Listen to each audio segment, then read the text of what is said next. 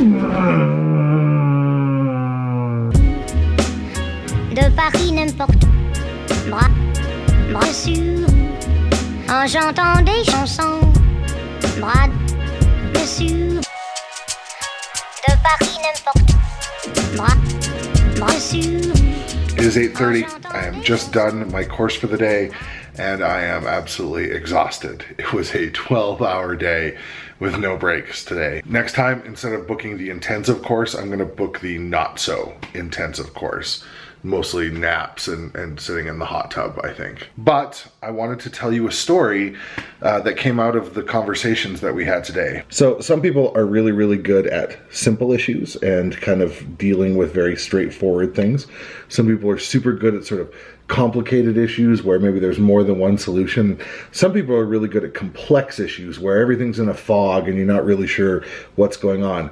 That's where I land. I'm a complex thinker. But when you're a complex thinker, you don't always come across as the most supportive or the most beneficial to a lot of agencies because you're always questioning things. So this is the story of the first time that I realized that I was a shit disturber. Now it's important to point out that when I say that I'm a shit disturber, I don't mean that in a negative sense. I honestly believe that being a shit disturber is actually the kind of thing that can really help certain situations. It really started happening once I got into the ministry. I was constantly questioning things and, you know, I'd go to the church group and I would say like, gee, you know, we need to talk about sex education and they'd be like, no, we don't want to sexualize our kids. And I'm like, well, your kids are having sex in the woods. You've heard this story before. But then every time I would question things, they would shuffle me somewhere or change the way that my job works or pay me less or whatever else. It was just a constant sort of turnover of stuff. And there was this person that I worked with that said to me, can't you just sort of like do what folks want you to do? No, I can't. See, that's not even the story of the first time I realized I was a shit disturber. The first time I realized I was a shit disturber was way back in high school. See, it was Halloween and me and my buddy thought it would be really fun to have a little bit of a water gun fight in the hallway.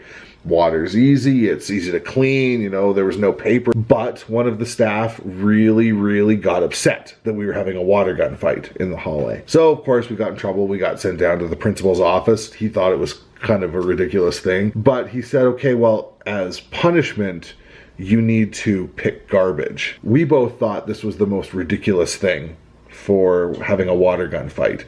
His whole mentality was, you made a mess, now you have to clean it up.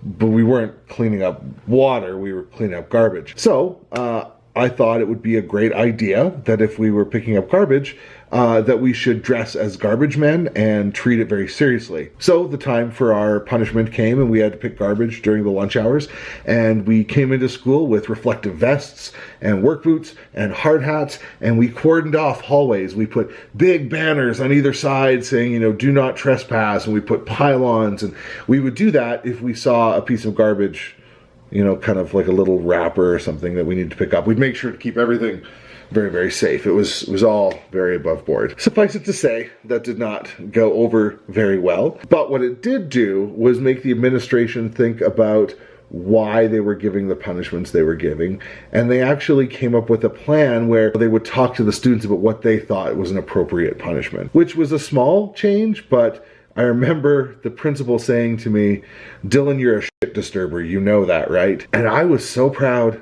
I was so proud to be called that. It was a badge of honor. And even to this day, I take it as a badge of honor. It's cost me plenty of jobs. It's cost me some friendships.